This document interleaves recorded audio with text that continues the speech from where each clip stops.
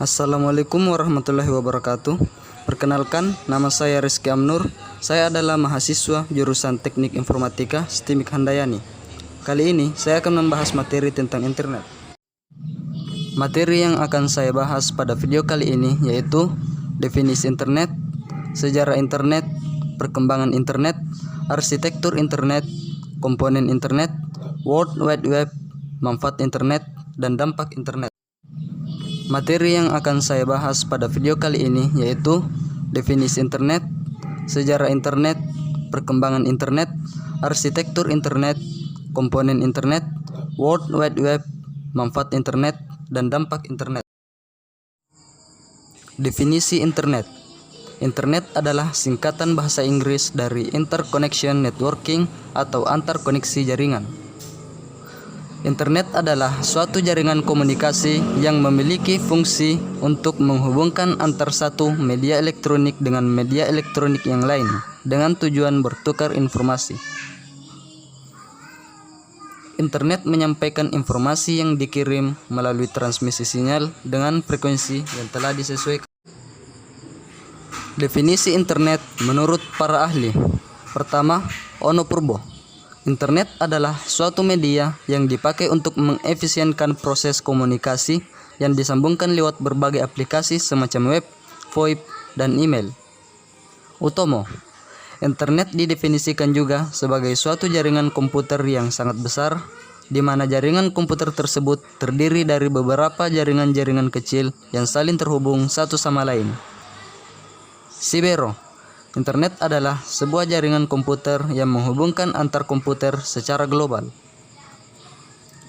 Randall N. Latulippe. Internet adalah suatu jaringan global yang terdapat di dalam jaringan komputer.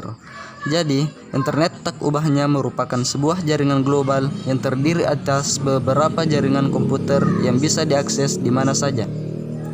Menurut O'Brien, internet merupakan sebuah jaringan komputer yang saat ini berkembang pesat dari berbagai macam kepentingan bisnis, pendidikan, hingga ke dalam jaringan pemerintahan yang dapat saling berhubungan satu sama lain. Arsitektur internet. ISO atau International Standard Organization mengajukan struktur dan fungsi protokol komunikasi data. Model tersebut dikenal sebagai OSI atau Open System Interconnected. Terdiri atas 7 layer atau lapisan yang dapat mendefinisikan fungsi.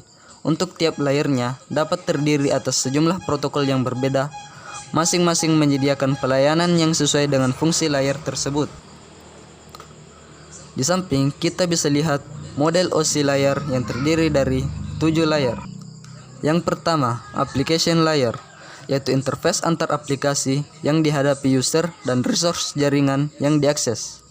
Yang kedua, presentation layer, yaitu rutin standar mempresentasikan data. Ketiga, session layer, yaitu hubungan antar aplikasi yang berkomunikasi.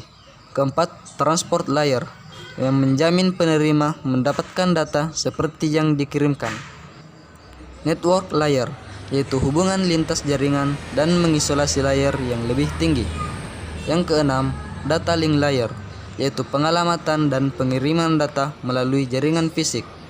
Yang terakhir, physical layer, yaitu karakteristik perangkat keras yang mentransmisikan sinyal data. Arsitektur protokol TCP/IP. Pertama, application layer, yaitu telnet, FTP, dan lain-lain. Kedua, transport layer, yaitu TCP atau Transmission Control Protocol, dan UDP, yaitu User Datagram Protocol. TCP yaitu mengirimkan data dengan deteksi dan koreksi kesalahan, selalu memeriksa keterhubungan. Sedangkan UDP yaitu mengirimkan data tanpa koneksi, melemparkan data ke network begitu saja. Yang ketiga, network layer atau internet, yaitu internet protokol. Yang keempat, data link layer, yaitu melakukan fragmentasi atau defragmentasi datagram. Yang terakhir, physical layer, yaitu sarana sistem mengirimkan data ke device yang terhubung ke network. Dampak internet. Keberadaan internet secara langsung atau tidak telah membantu manusia dalam kehidupan sehari-hari. Sejak awal diciptakan, internet memang bertujuan untuk mempermudah pekerjaan manusia. Namun demikian, pasti akan ada dampak internet, baik yang positif maupun negatif. Dampak positif internet. Pertama, memudahkan mendapat informasi. Kedua, membantu dalam menyelesaikan masalah dan tugas. Ketiga, mendapatkan sarana hiburan. Keempat, memudahkan dalam berbisnis. Kelima, memudahkan proses komunikasi. Selain dampak positif dari internet yang sangat banyak, ada pula dampak negatifnya, yaitu 1. Terjadinya cyberbullying. 2. Konten negatif yang tidak pantas untuk dilihat. 3. Maraknya penyebaran hoaks. 4. Cyberkriminal, penipuan, pencurian data, dan lain-lain. Kelima, budaya asli mulai ditinggalkan, dan masih banyak lagi dampak negatif yang ada pada internet. Komponen internet. Pertama, WWW atau World Wide Web, yaitu sistem server internet yang mendukung aplikasi hypertext untuk mengakses beberapa protokol internet antarmuka. Yang kedua, email, yaitu merupakan layanan yang dapat memudahkan atau membantu dalam pengiriman pesan atau berkas yang dapat diterima dalam waktu hitungan detik saja. Yang ketiga, telnet, merupakan suatu program untuk login ke komputer lain di internet sehingga bisa mengakses database online seperti katalog, perpustakaan, layanan chatting, dan masih banyak lagi. FTP atau File Transfer Protocol merupakan metode yang dapat digunakan untuk mentransfer file dari satu komputer ke komputer lain di internet. Usenet News merupakan sistem diskusi yang dimana jutaan komputer saling bertukar informasi dalam banyak topik.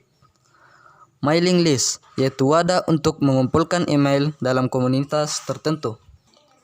Teknologi transmisi terbagi atas jaringan broadcast yang memiliki saluran komunikasi tunggal yang dipakai bersama-sama oleh semua mesin yang ada pada jaringan, dan jaringan point to point, yaitu terdiri dari beberapa hubungan pasangan individu dari mesin-mesin.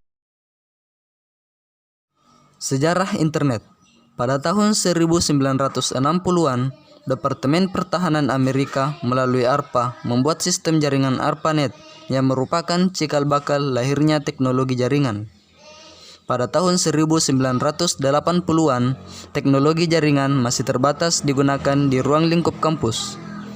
Pada tahun 1982, protokol standar TCP/IP mulai dipublikasikan. Pada tahun 1986, didirikan NSFNet atau National Science Foundation Network yang mengganti peranan dari ARPANET untuk mewadahi kegiatan riset dan penelitian di Amerika.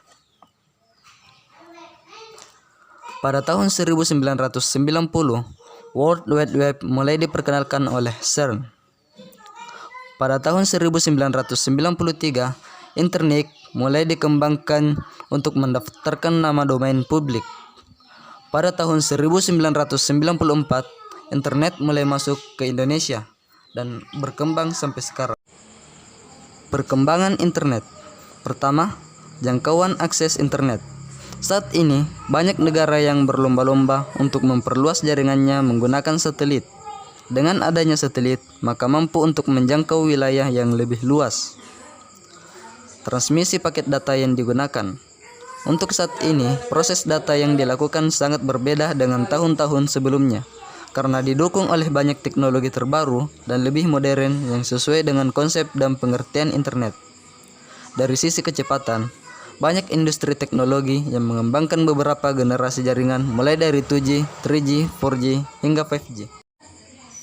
World Wide Web. World Wide Web atau WWW adalah kumpulan server web dari seluruh dunia yang mempunyai kegunaan untuk menyediakan data dan informasi untuk dapat digunakan bersama. Bagian-bagian WWW yaitu: pertama, web browser. Web browser adalah perangkat lunak yang berfungsi untuk menerima dan menyajikan sumber informasi dari internet. Yang kedua, URL atau Uniform Resource Locator. URL adalah lokasi yang menunjukkan alamat berbagai dokumen dalam WWW. Format penulisan URL adalah sebagai berikut. Pertama, source type. Yang kedua, host domain. Yang ketiga, path or directory. Dan yang terakhir, file name. Contoh, HTTP adalah source type. www.belajarit.com adalah host domain, pengenalan TI adalah path or directory, dan internet sebagai file name. DNS atau Domain Name System, yaitu sebuah sistem yang menghubungkan URL dengan IP address. Contoh, edu untuk edukasi, .gov untuk pemerintahan, .net untuk provider, dan lain-lain.